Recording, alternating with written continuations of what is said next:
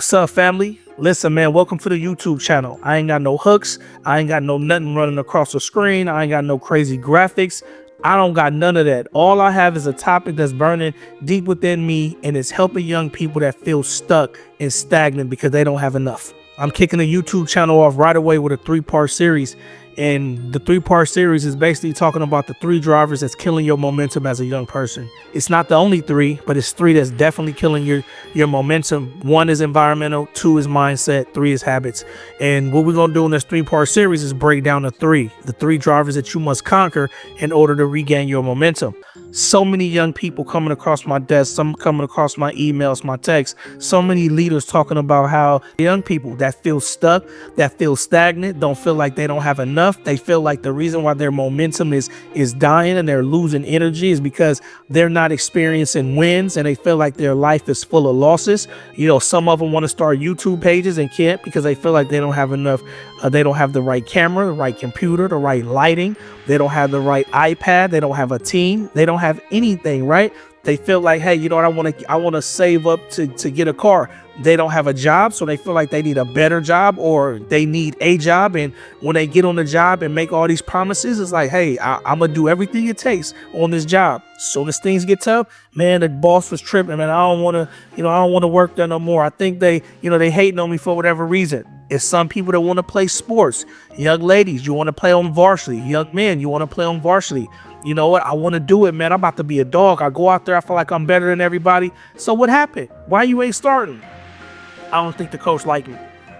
So you get what I'm going here. It's like so many barriers, right? So the three drivers that we're going to talk about, one is environmental, one is mindset, and then one is habits. And for me, I feel like I want to talk to these young people. I want to talk to you young people about, you don't need a better vehicle. You just need a better driver. And you're being driven by things that are contaminating you, that is developing and feeding the enemy within you.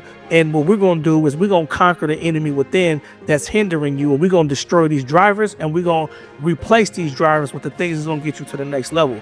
First and foremost, of the three, the environment, of the habits, and the mindset. We're talking about mindset, man. Let's get straight. Let's get right into it, man.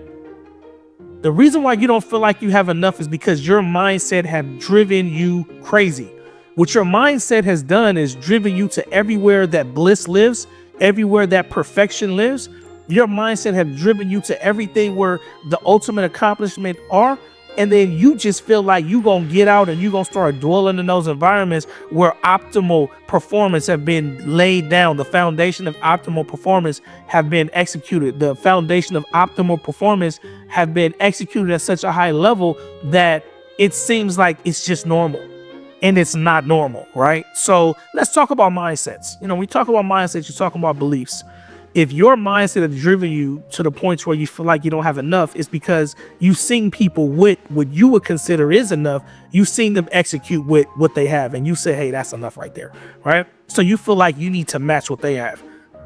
But what's missing, though, is that not understanding the mindset that they use to get there, not understanding how they respond to the barriers, how they respond to the bad times, how they respond to the good times, how do they turn the bad time to a good time. So many different things. So let's talk about number one. Let's talk about belief systems. What do you believe about you?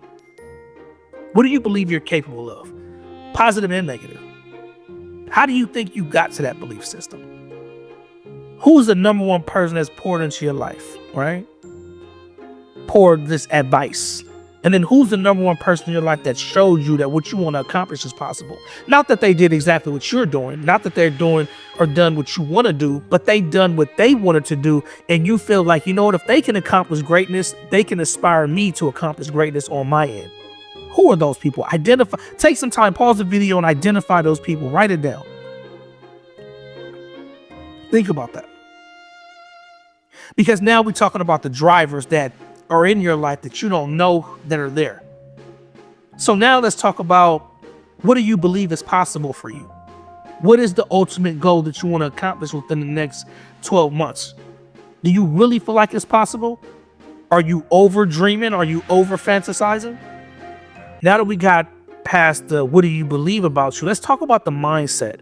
And the mindset, this comes about because I'm thinking about Carol Dweck's book called Growth Mindset. And when you start thinking about the growth mindset versus the fixed mindset, you start thinking about the fixed mindset is going to look at a situation and say, it's no way change is happening. It's no way change is possible, because some things that never change, and that's just the way it is. Like the song say, right? For example, if somebody want to play football or at a high level, they want to play varsity, and you say, hey, you know what? I went out there. I know I'm better than the person, but you know, the coach don't like me. Okay, well, I want to play basketball and I'm a female. I want to play varsity.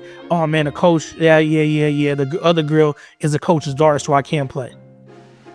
Oh, you want to start a YouTube channel? I ain't got enough video. I ain't got enough cameras. I don't got enough.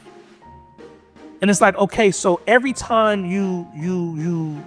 before when you start your pursuit, you're thinking, I'm a dog. I'm about to do this. I'm a boss. I'm about to make it happen.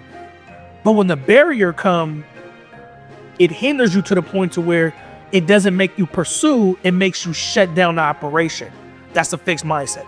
But a growth mindset says, hey, the coach's daughter is a starter.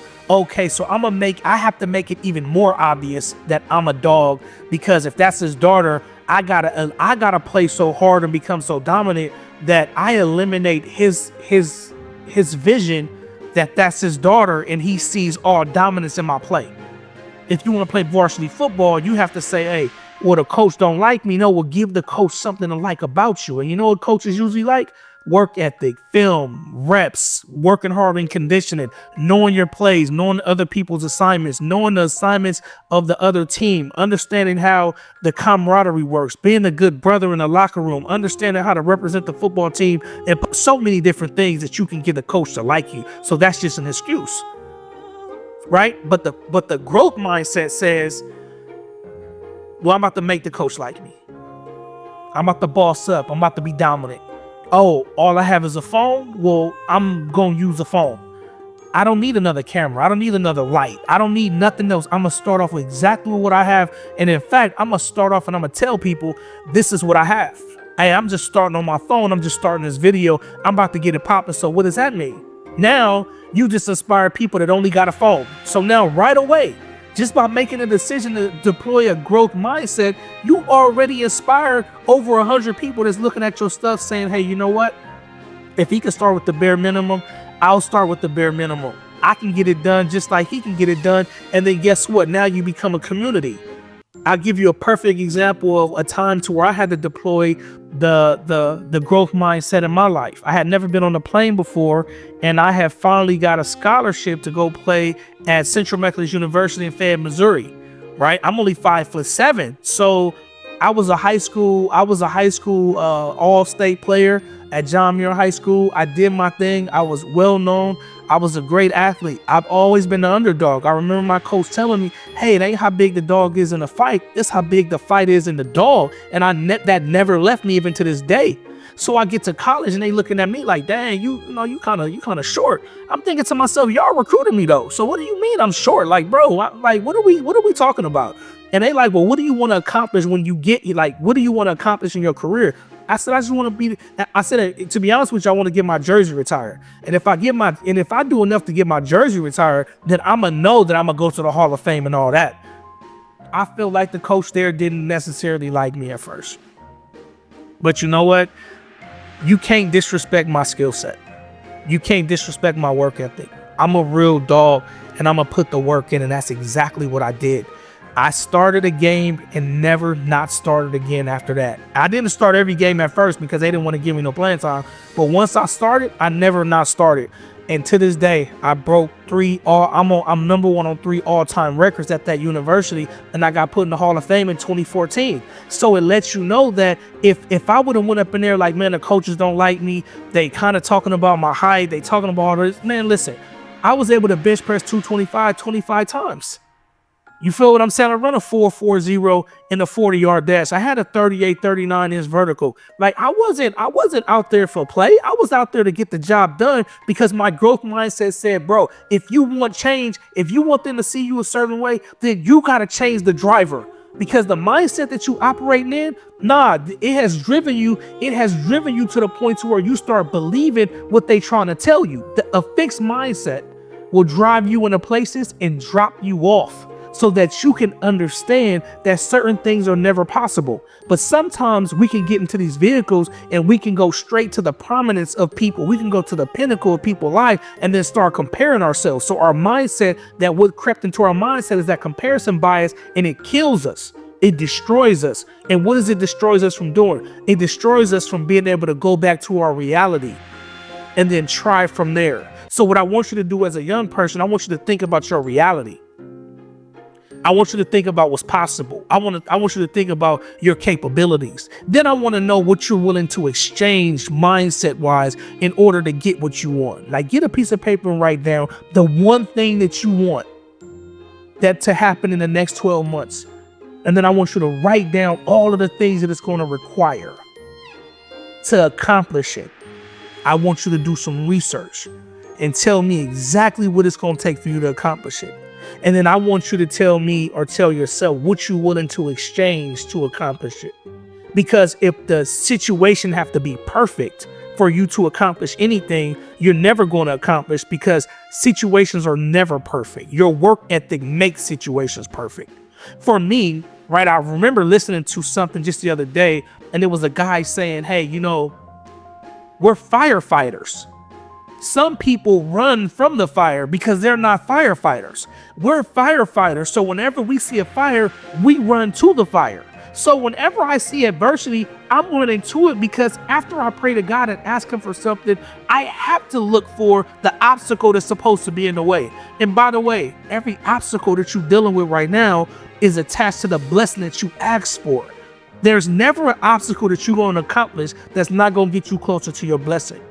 So I need you to pipe down. I need you to understand that your mindset has driven you to self-destruction, to the edge of self-destruction. It has driven you to mirrors that don't reflect who you're going to be. It only reflects who you are. So when you put yourself in a position to see where your mindset has driven you to, it has driven you to a fixed mindset arena. And in order to shift it, into order to change it, you have to go to a growth mindset. Michael Jordan, so many years he lost to the Pistons, so many years he didn't make it. But once he started winning, he never lost. He never lost a championship once he got there. So what I'm telling you is once you formalize the mindset that's necessary to get you over the hump, to get you over the hump of disbelief, to get you over the hump of feeling like the circumstances have to be perfect, and you start running to the adversity that's attached to the blessing that you asked God for, I guarantee you, once you start conquering these things day by day, minute by minute, week by week, month by month, within the next 12 months, you're going to be walking in pure dominance, because your mindset has shifted. And by the way, you can live in a fixed mindset for 16, 17 years and make a decision today that, you know what, I'm going to the growth mindset. And the only thing that's required to go to the growth mindset is believing that change is possible, even in the face of something that seemed like it's so fixed. Seeing that the players may be a little bit older, a little bit better, but knowing that you can enhance your work ethic, you can enhance the probability of you getting seen and you getting playing time. You want to start a YouTube? Start it right now on your phone. You don't have a job? You need a better car? Why don't you use that phone to put your skill set out there? Why don't you use that phone to search for jobs? Why don't you use that phone to contact people and humble yourself and say, hey, I need $50, but I don't need the money. I need you to give me an opportunity to work for. Is there anything that I can do? You got to drop your pride when you're trying to raise your intensity and you're trying to reach pure dominance.